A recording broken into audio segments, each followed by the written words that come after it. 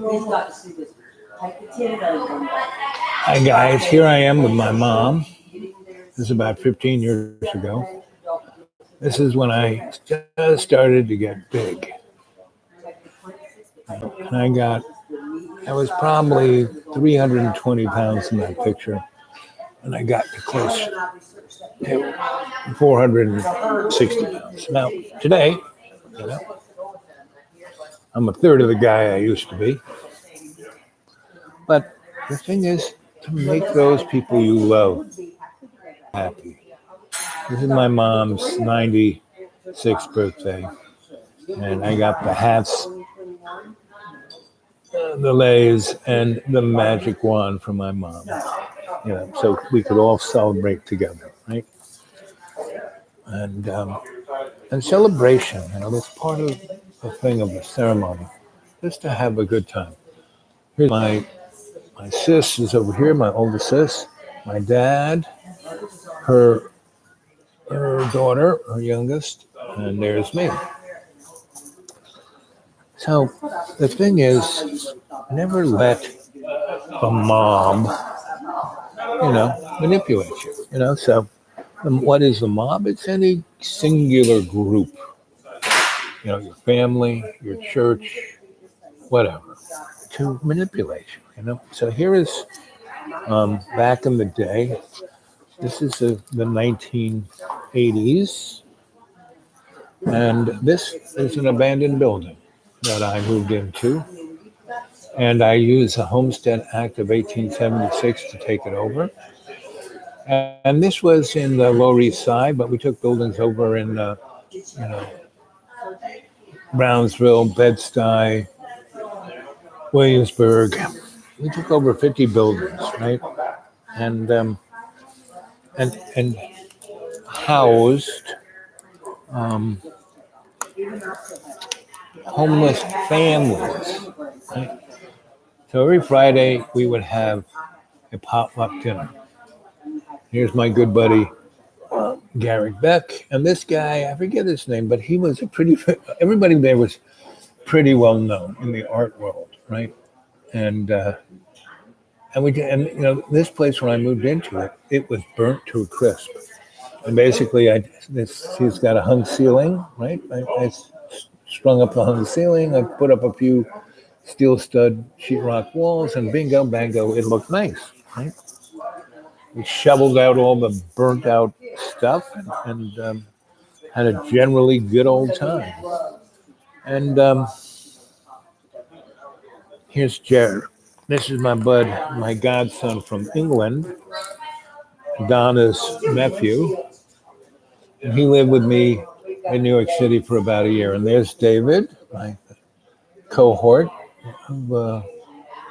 There's about 6 of us who put together this thing called Outstanding Renewal Enterprise, right?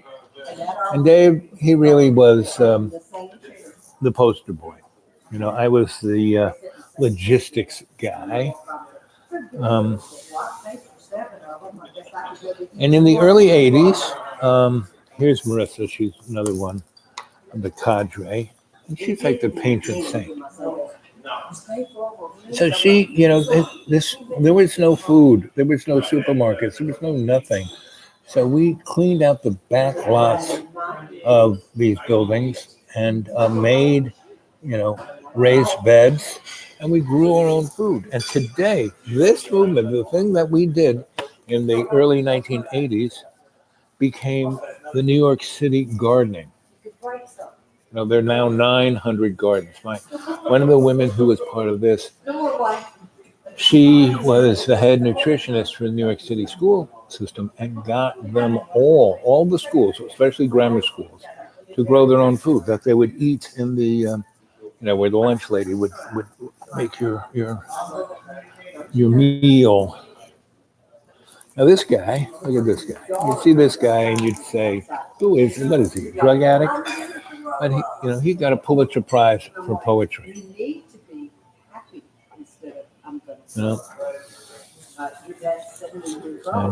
And this is an abandoned building, and people would come from all over Manhattan to hear poetry and dance and music and just have a good old time every Friday night, right?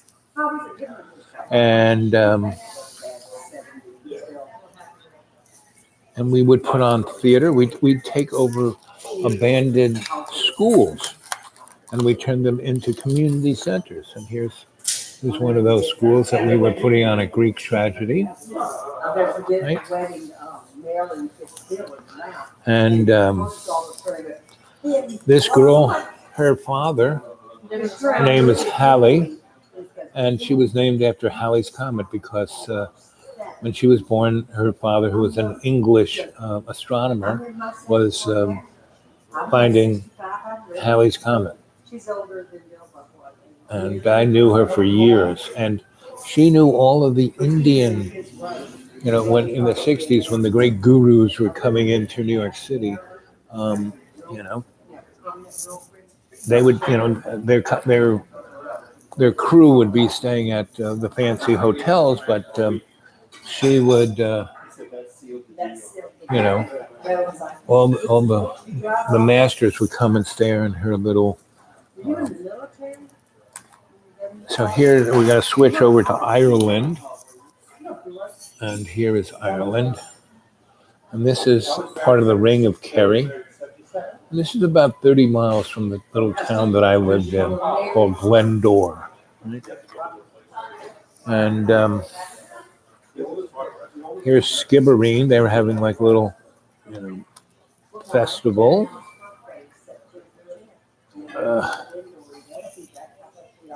There it is. We're having a good old time. The crowd hadn't quite shown up yet. And here is I took my sweetie. Here's my sweetie. I took her to Tortola. I'd lived in the Caribbean, and she never stopped working. So I took her there. Ooh, and this is when I lived. This is the town of Varna, and I was a fireman, and I was, being an itinerant scholar at Cornell. This is my little house in Varna. This is in the Finger Lakes. This is around November when it just started to snow. And we were doing the Oedipus Rex, Homer's trilogy of Oedipus, and we were doing it on cable TV. And we were taking it from the point of view after nuclear war, and all those creatures and things that were in the Greek Homer stories were actually mutants from the radiation, right? And, we just would do this stuff. We went down to Manhattan Cable, said, can we have a cable TV? Sure, we're looking for people, they had a bunch of channels. We said, okay, we'll take that one. It cost us $75 to do a show.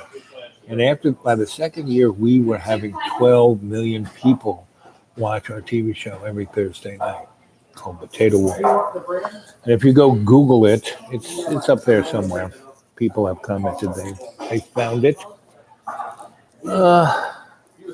And this is, so the Rockefellers, back in the day when they first got rich, the homestead where they came from was up here in the Finger Lakes. And the guy who was the architect of Central Park, he first took about 1,000 acres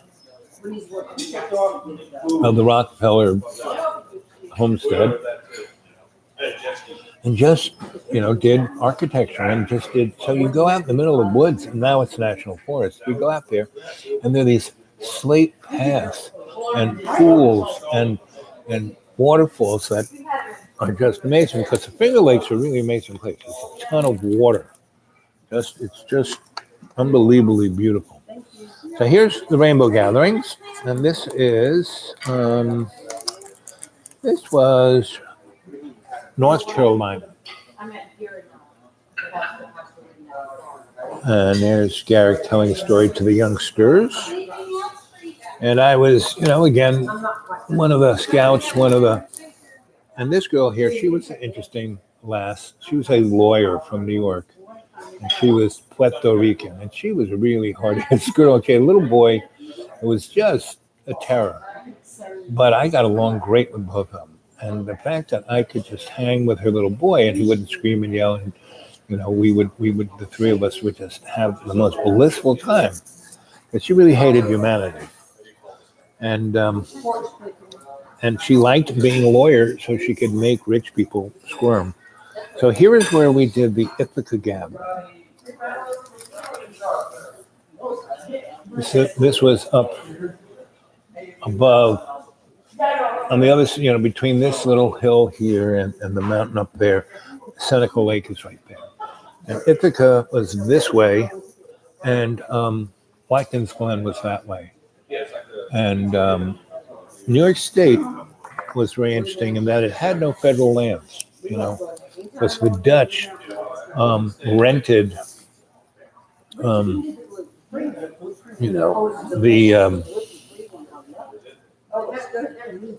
the land from the Iroquois Nation. Okay.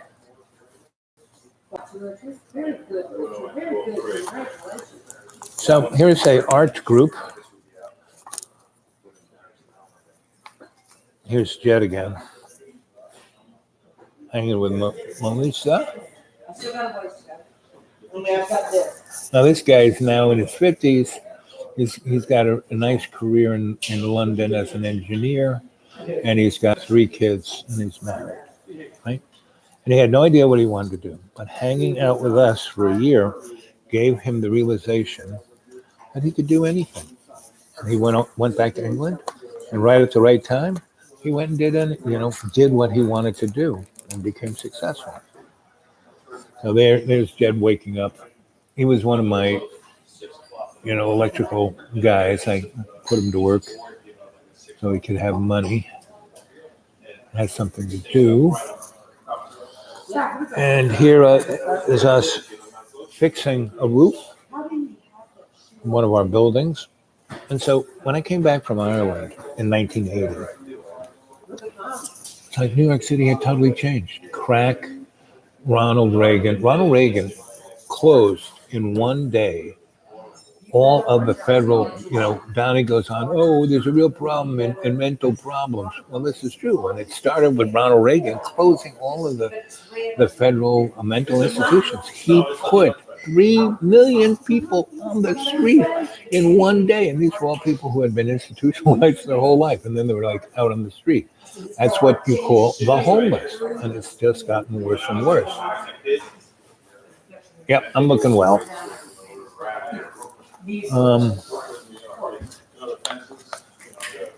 Let's see. This was a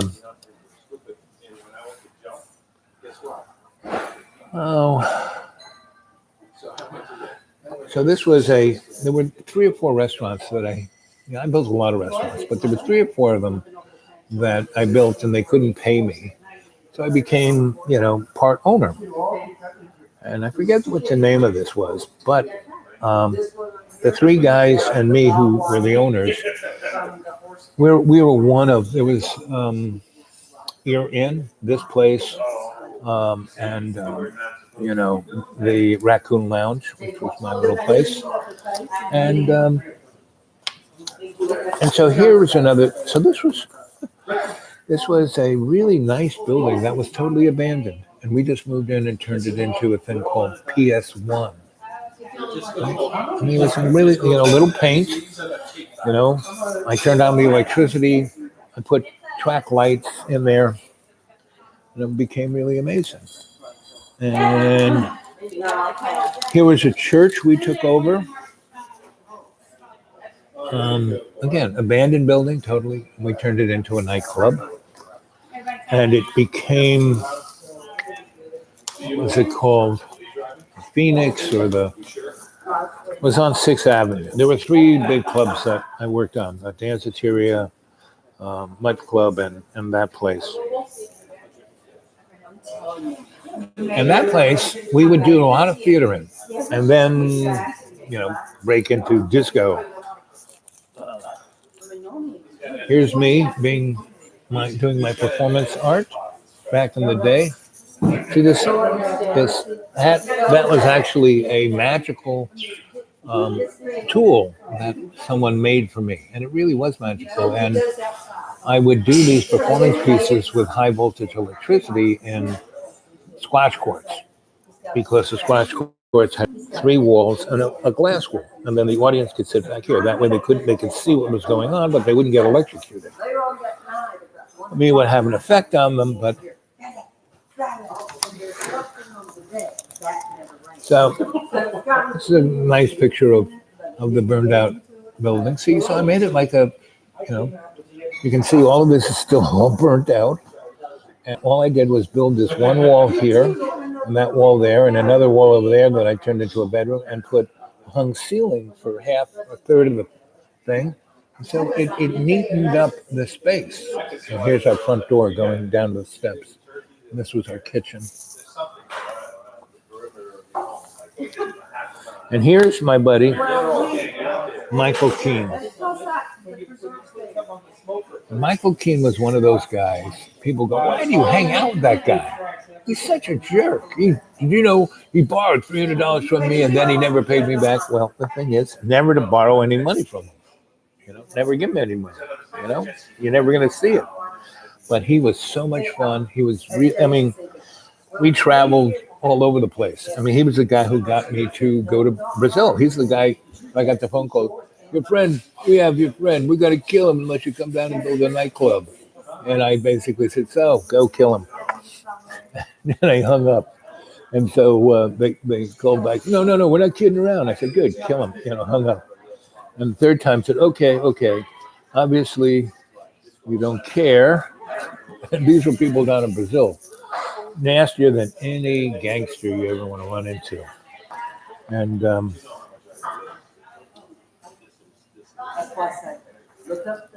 so here's a 6th Street garden. And we would do theater here. We would grow our food here. We would do ceremony here. Right?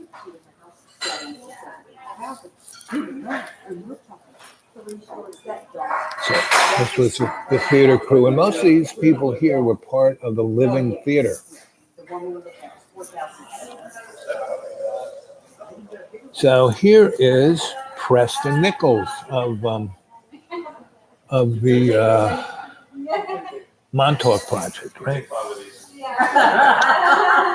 And here is a representative of Mr. Rothschild, and this is at the United Nations. I helped start a nonprofit called Alternative Technologies, right? And we were, basically trying to find simple things. Like one of the biggest problems in the developing world is water you can drink. And we realized that 1 liter clear plastic bottle, you put water in it and strain the crud out, and put that bottle in the sunlight, the UV of the sun would kill the organisms in there. And then you get another liter bottle, put some more cheesecloth there, and you strain it again in that bottle, put the cap on, and put it in the sun for another day or two. Then you could drink that water. And there were so many of those clear 1 liter soda bottles all over the developing nation that we put that out, and it was amazing.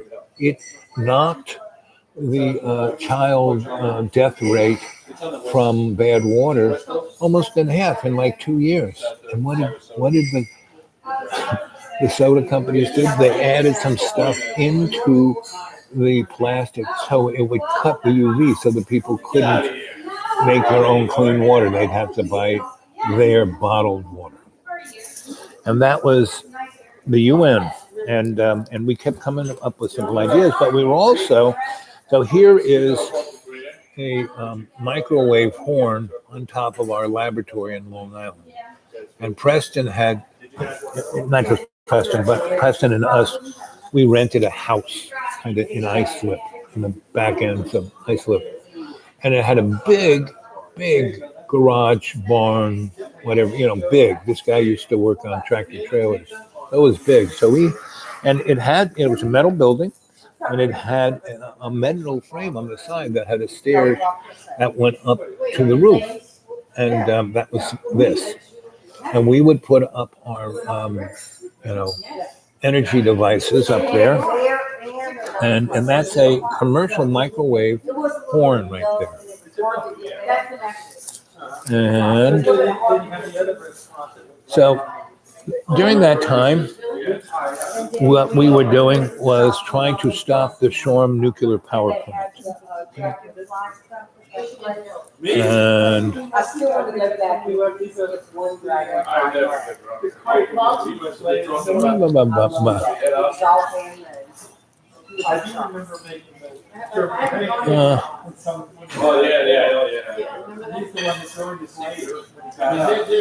so we would just first get out in front of the plant and do teach-ins, right? And people would drive by, get out of the way, hippie, blah, blah, blah. But we wouldn't go away. There I am, being me. And that's Northern Boulevard. And as the months went by, and we never left, we were out from that plant 24/7. This is in the winter, and we would have music and Kids Day on Saturday. And we did daycare for working mothers. Here's one of our, so we had this, we started doing, being in front of the plant 24/7 on Valentine's Day. And here it is, Valentine's Day. And of course, it was raining, sleeting, snowing. This is like 11 in the morning on Valentine's Day. And this guy was Gene Stiller. He was a lawyer from Nyberg. Great guy. Anyway, after a year and all of the kind of outreach we did, the community started to get, educated about what Shoreham was. And here is the basic public at the NRC hearings, which we forced them to have. Because I went to Lilco, and I had, I was a master electrician. I was part of the IBEW. I had worked at Los Alamos and San Diego and Kirkland Air Force Base, so I had a pedigree. And I went to Lilco and said, "Hey, listen, here's my curriculum vitae, and I'm now a filmmaker, and I want to make a film about your story." And they were like, "Oh, wow, yeah, that's great. A guy who's one of us to make, oh, yeah, sure." So I brought my mom, my mom, the lady who I started this off with, my mom, this lady here, about 15 years before this picture was taken. No, not even 10 years before this picture was taken. And here's my mom again. And she knew nothing about nuclear power, but she had run large organizations, hospitals. And so I took her there, and I didn't get in front of the camera. I put my mom in front of it. And she always dressed like a queen, right? So, she's walking around this place, and it's a mess. And she goes, "You guys are building a nuclear power plant, isn't?" And she basically asked common sense questions. Like when we went to the control panel, all the wires, a zillion wires were coming out of these cabinets, and they were all the same color, red. It didn't even have markers on them, just a zillion wires. And my mom said, "How do you know which wire is which?" And they said, "Oh, well, we're going to buzz them out." And she goes, "What do you mean?" She goes, "Well, we're going to get one guy on one end of a wire and then send some electricity through it." And then she goes, "So why didn't you mark them before you pulled them through the pipe?" And the guy said, "Well,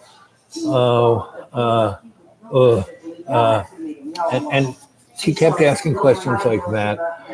And then I edited that video and put it on the cable, Manhattan Cable, on our Potato Wolf show. I did a show of that. And then I had people like Michio Kaku, he was teaching in New York at the time, come in, and I played the film again and had him talk about it. Then there's a guy named Golf who invented, he was part of the Manhattan Project. He was teaching in New York, and he came and explained nuclear health physics. And anyway, after we did that a number of times, and then made a bunch of those tapes and handed them out to people, and they watched it. They were like floored at what was going on at Charm, and that's when we started having the community going, "What the heck is going on here?" And this is the lady who made that happen. I didn't script anything. She just asked the right kind of grandma questions. Anyway, so we didn't do any of this with lots of money. We did it because we wanted to. I did it because I love my mom. I involved her because I knew she was going to be interested. That she liked what I did. She never told me that, but she liked what I did. She used to, at this period of time, I'm going to show you this picture.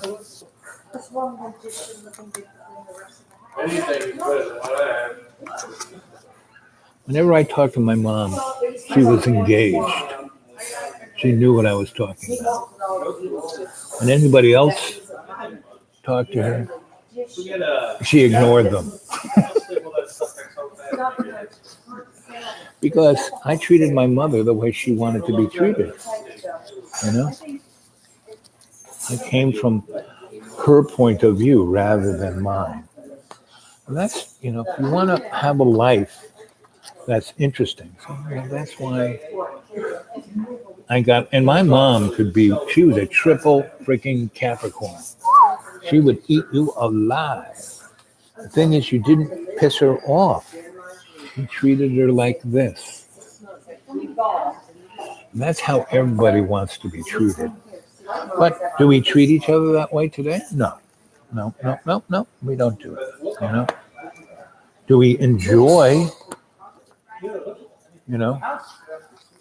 the beauty of nature? I mean, this was a beautiful thing. This water was coming here and just coming off that edge and making this beautiful little waterfall. And it had a bench that you could either sit underneath it, where the water would just kind of on top of you, or you could sit over here and just listen to it and put your feet in the pool. And it was out in the middle of the national forest,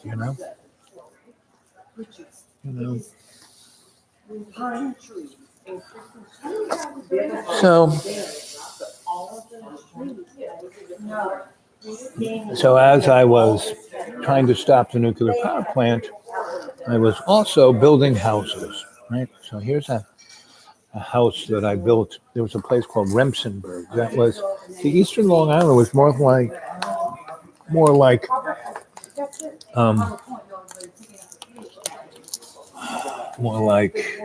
New England, because all the people who lived out there, Montauk up to Islip, back in the day, were fishermen, right? The Great South Bay, the Mauritius. Anyway, so out there, in 1980, especially 1906, when the collapse occurred, and keep the fireplace from inside that, and then I make that she walk through the door, the ball apart. Yep.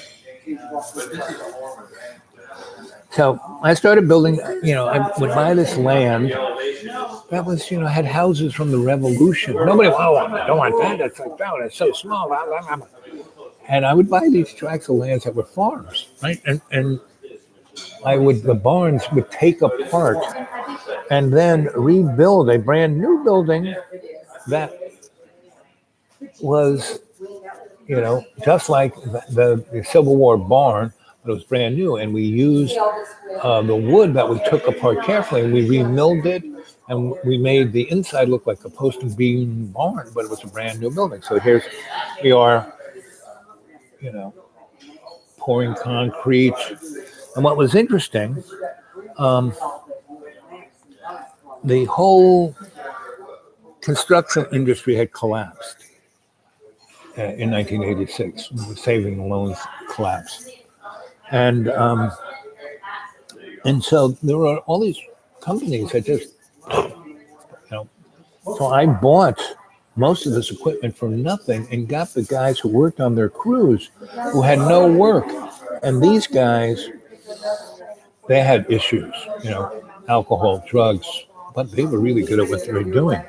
So here's a guys who are basically fine carpenters, but they knew how to, concrete forms went together. So I built a bunch of houses that were $1 million houses, and we built them for like $30,000 worth of materials, and I paid these guys pretty good cash, and then by '86 is when we started doing this. By 1991, these houses, we built these houses that had, beautiful house, 2 acres, unbelievably special, and it cost us 60 grand. Property, everything, about 60 grand. Then we tell them for 300 grand in 1991. Too bad. My father didn't appreciate that because he sold everything to his lawyer, who made a shitload of money. So here we are. We're doing this, right?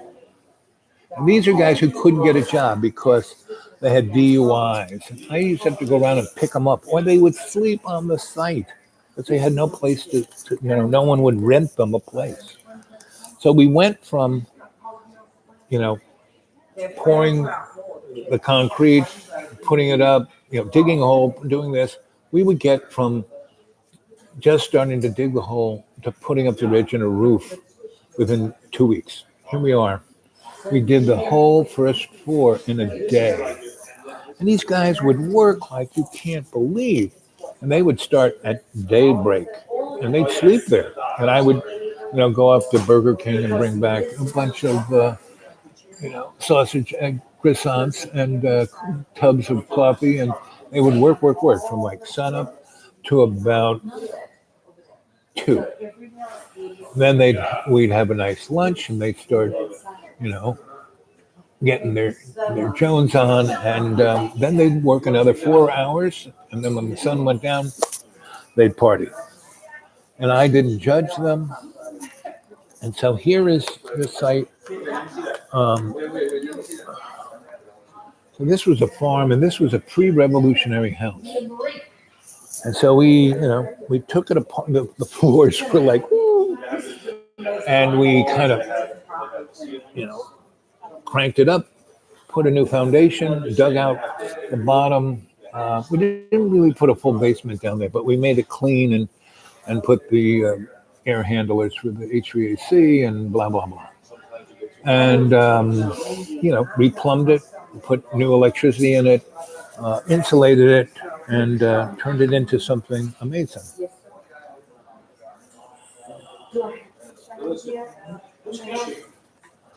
Yeah. Why? I think you usually like it really. So we used to do a thing called Universal Peace Day in Central Park, and we would do it in different parts, but it came on the day of dropping the bomb on Hiroshima, and this was the first crowd we had, and we started it off in the beginning, 4th of July. Down in the Battery, right? And so we would have these, and we had these little minstrels that would cruise around New York, and we would do these events because we had been doing art in New York for about 10 years. Pretty much, we had the support of the New York Arts Council and the New York State Arts Council and the NEA. So we had all the stuff, and we'd show the police, and we didn't have permits. We just would do it. And they said, "Oh, this is nice. You're not blocking anything." And I said, "We'll be out of here in a couple hours. No muss, no fuss." And they, have one cop would stick around and kind of dance with people and stuff, and and then we would kind of get into our, as the night fall, into our little more geopolitical thing. But by that time, the police didn't care, and the sergeants told their bosses. So here's this guy, David. This guy, he was great. He basically was a staging guy. He owned stage and sound systems, and he would do concerts, right? And I knew him through. I worked for Pig Lights and Joshua Light Show, and so he's a good friend of my boss. So he would do any political anything for free. Put up a stage, put up a sound system, and so he was a really righteous guy. And so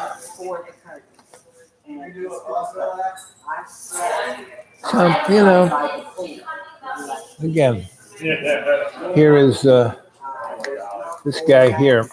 I forget his name, but he was one of the producers of Potato Wolf. He and I are, and he's at one of my Friday night dinners, and he helped start, MTV,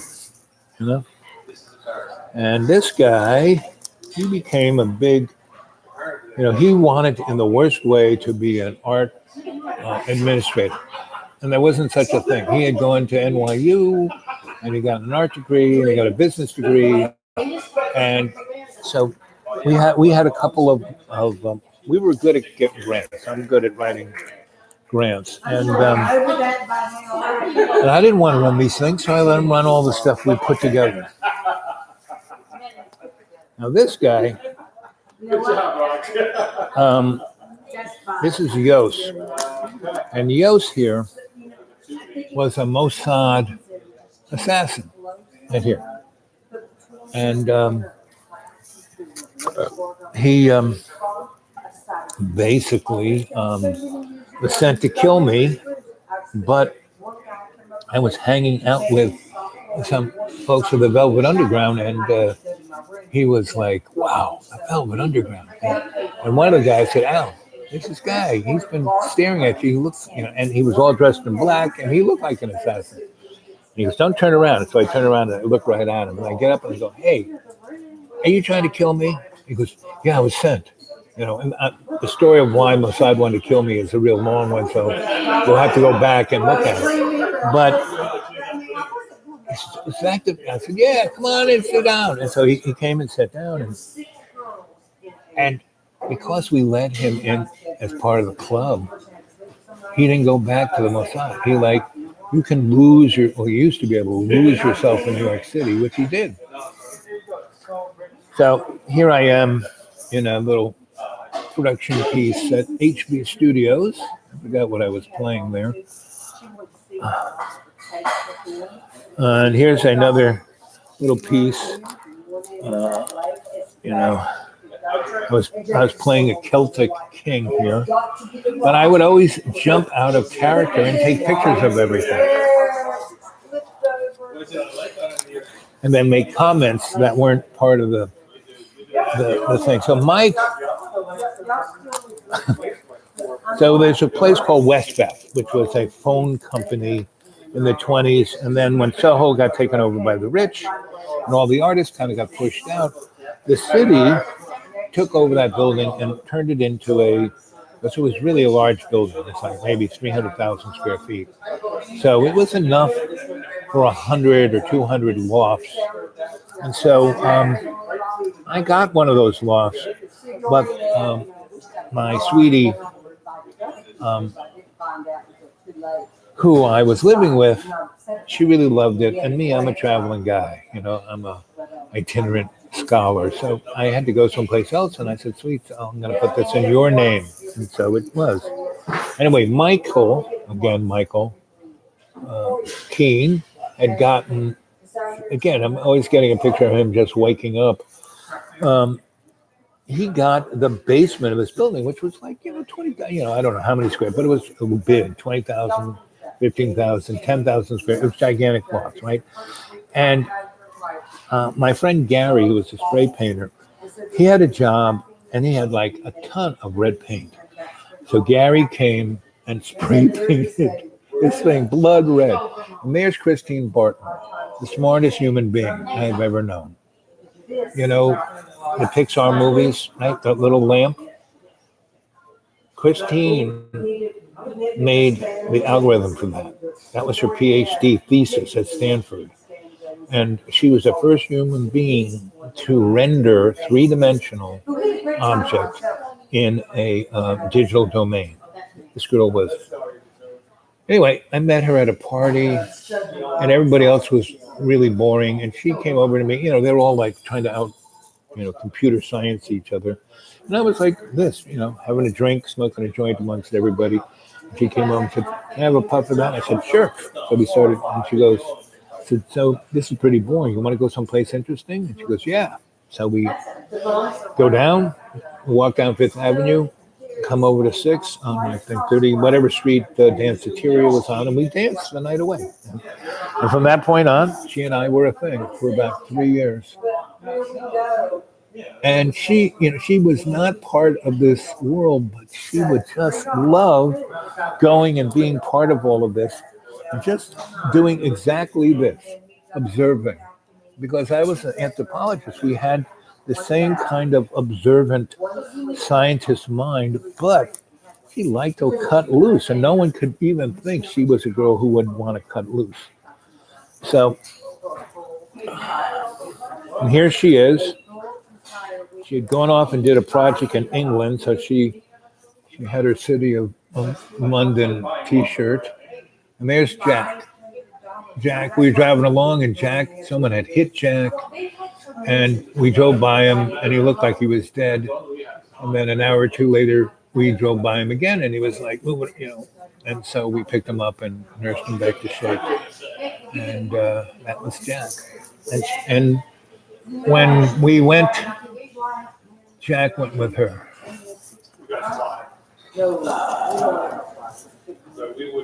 So here is, Potato Wolf when it was starting to go MTV.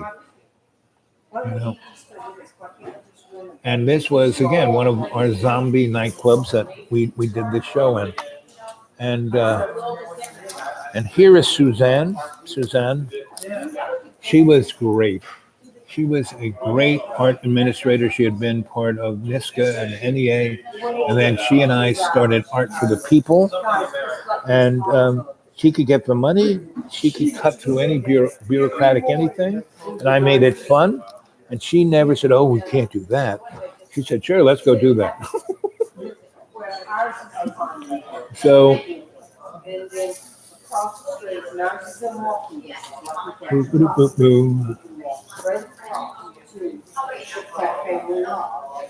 so we would do things like this,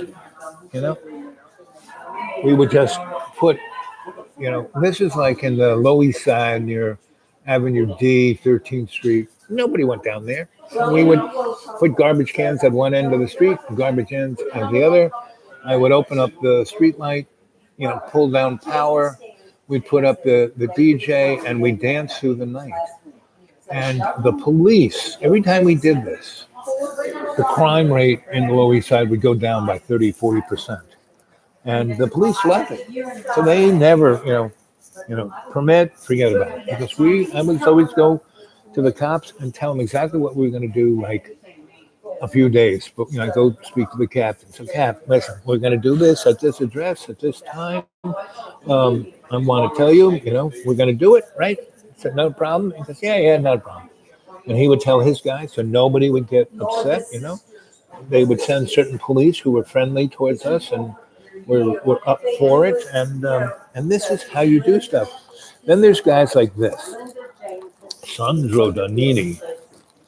And Sandro was this guy from Corsica, and he knew how to twiddle the knobs of the rich and famous.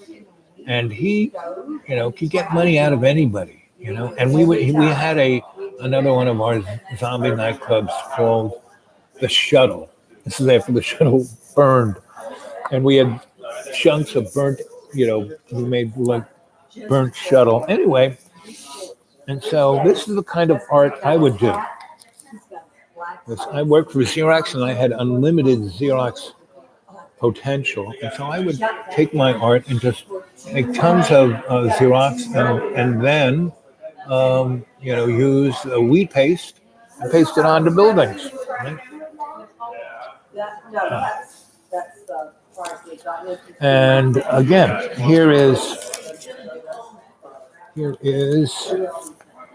so that was it. So what it was. So it was this big cinder block front of a building that had burnt down, right? So that's the front.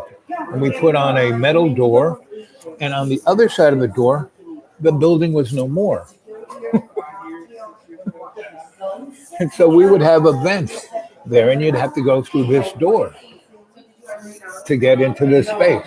And this was totally outside. We had a bar, and we were cooking ribs, and we had music, and we had in the basement of this part of the building was this space that, again, Gary came in and spray painted it white, and that was our gallery and our performance, when we needed a dry, warmish performance space. And all these were abandoned buildings. We paid no rent, no tax, no nothing. And we got grant money to do it.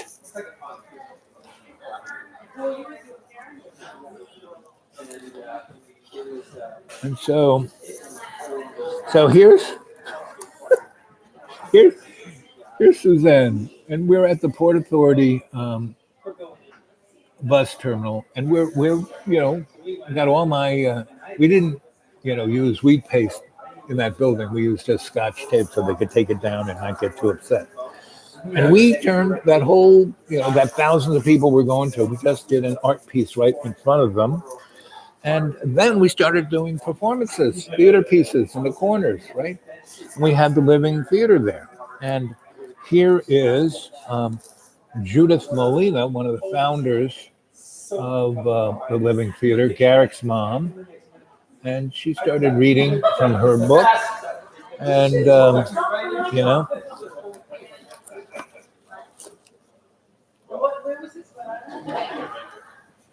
so that was the 70s and 80s. I left New York City in 88. And this was like my last big hurrah. After this, I split, and, my friend took me up to Cornell. I think I have some images of that time.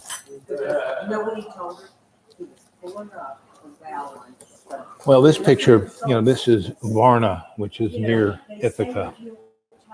It's my little farmhouse. And Mary got me up there because she had bought a farm and she wanted it rewired. And so she was in charge of getting people into, she was an administrator at Cornell. So she just brought me, into Cornell, and she put me in the anthropology department. And we went from there. And I was there for 3 years, And this was Mary's farm. She bought 500 acres. It was a dairy farm, right? And she bought this necklace, and it was all kind of growing up over itself. And she bought 500-acre dairy farm. It had a big milker and 3 or 4 gigantic barns. And she bought it for $50,000, and I rewired everything. And so that's the story. You just have to be ready to have a good time and to serve other people and not yourself. It's always about you, then you got a problem. Let's see. Company driver. Let's see. Let's read what you guys have been saying here. Okay. Good memories. Yep. You're looking well. Yep. Fish for. Yeah. Hey, buddy. The last ride. Haven't heard from you in a while. The artist and the first person. You're looking at him. Aaron. All right, people. have too much ego. You can't let go. Yeah, you gotta let go. You know, I'm learning that. You know, living on $481 a month for everything, and living out in the woods with a tarp over your head. That will. You know, this morning I woke up and it was raining. With I'm a good camper, so I was dry. You know, make sure the water doesn't run over me. You know, and so it was okay, and it wasn't cold. And I did my little Irish thing and moved the big drenching rain off stage right, and then it became sunny. You know? And I started the day. You know, I gave it another half hour to dry out. Got up, and let's see.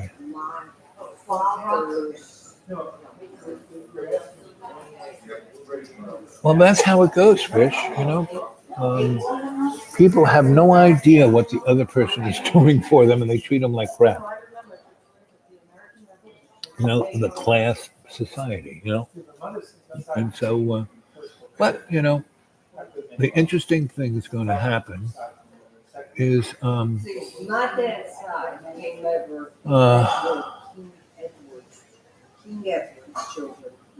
so I'd say in about less than 10 years, no one is going to own a vehicle. Everything will be autonomous vehicles. The trucks will be autonomous. One of the X-Men um, movies where it's like in the near future and Dr. X is not doing so good and the only person hanging out with him is the guy with the blades in his hands. And, you know, there's a scene where they're trying to get from here to there with this little girl, and the farmer in front of him, his truck kind of swerves, and back opens up, and these horses or cows kind of plop out, and they stop, and they pull over, and they're trying to get the animals from these trucks just lying down the road, and they just hit them. Hey, girlfriend. Still doing okay? Always good, always good. Thanks for the interest. Oh, no problem. I'm taking over for Josh for you. Okay. Okay, so just wave me down if you need me. Okay, and then I'm good. So,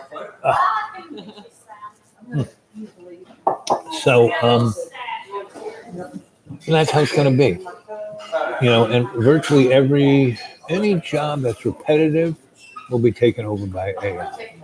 You know, Burger King, the people, and the thing that's going to be taken over most by AI are things like the law, because you can't be any more repetitive than that. It's all in a book. You look it up. You're guilty. You're not guilty, right? And the powers that shouldn't be will love it because it's going to be a machine. You know, instead of people having to act like machines, it'll be a machine, right? Same thing with medicine. It's in the book. This is how it is. Forget about it. You know. So, out in Nashville. Oh, not too far from me, Tennessee. But I'm always El Paso, Texas. Yeah, El Paso. Yep. El Paso to anywhere south. Certainly Roswell. Yep. You work with MTV? Well, MTV is like totally not what it was in 1983 and 4 when it was like still Slash Potato Wolf.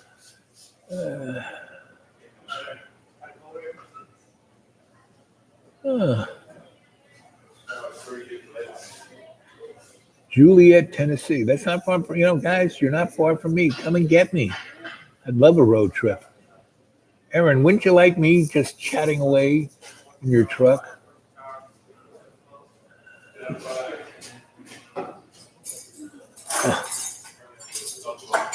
I don't know.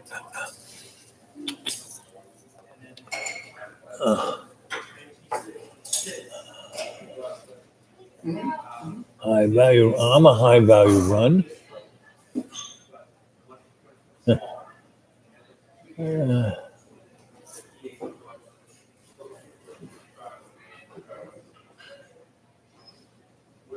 Good. Get out of trucking, Aaron.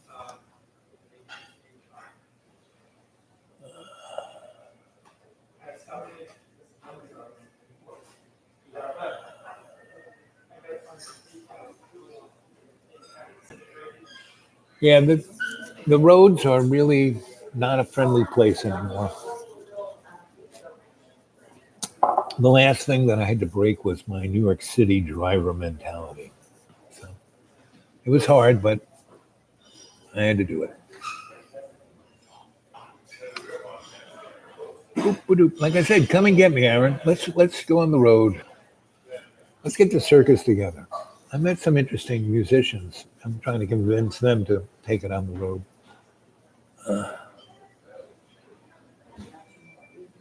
Well, you're sitting in the same thing. Your body is getting jostled, or your organs aren't happy. Of course, you're not going to be a happy guy in that truck. They keep squeezing every nickel they can out of the drivers. Yeah, of course. Time for a new career change, buddy. Anyway, how long are we? Oh, look at that. 55 minutes and 55 seconds. Love it. So come on, subscribe, hit that thumbs up. Let's get some more subscribers. We're stuck around 320. Anyway, I wanted to show you those pictures. Tomorrow and Sunday, I don't know if I'm going to be able to get any spot to go online. So I was driving by here. I thought I'd stop in and have some soup and say hi to you all and tell you how much I love you all. And hope you're all well, right? We'll get more people watching this thing. And start, those little pictures are there, not just for memories, but to like inspiration. You guys can do the same stuff. You guys can have your own nightclub. You can have your own coffee house. You can have your own art salon, Because everybody who did, they weren't, oh, I'm an artist. Very few people, And, yeah, I'm an artist. Artist in the first person. And but I had so many other influences doing so many other different things. People could never put their finger on what I was. And that's one of the reasons my brother kept saying, you made your choices. And he's right. I chose to have a really interesting, exotic life of travel and helping others, right? And I lived like a millionaire. I still do. Even on $481 a month, I still live like a millionaire. So can you. I am your shamanic griot sensei Habab to be, your inspiration to go off and do what Love's Co-Creation is asking you to do. So that's what you need to do. So it's now 58 minutes and 14 seconds. So about an hour and a minute, I will say goodnight, Gracie. And I will hope you have a beautiful evening, safe and generous and just loads of fun. Know that I love you, I care for you, and I'm always looking out for you. So be safe, be good, be there. And yep. Again, anybody want to get a hold of me at the dudeawake42@gmail, do it. I'm going to go look at it now. And go look at my XRATTED publishing, Griot Press. And I'm going to figure out how to put some more stuff up there sooner rather than later. And it's getting around towards 5 p.m. and it's starting to cloud up a little, so I want to get back home before it rains. So I'm going to say I love you guys, and I hope to see you soon. And I may, drop in tomorrow or Sunday, but if not, when the next few days, I'm not doing it every night, every day, 3 times a day. Okay, I love you guys. Do, do, do, do. Do, do, do, do. Okay, there it is, 59:59.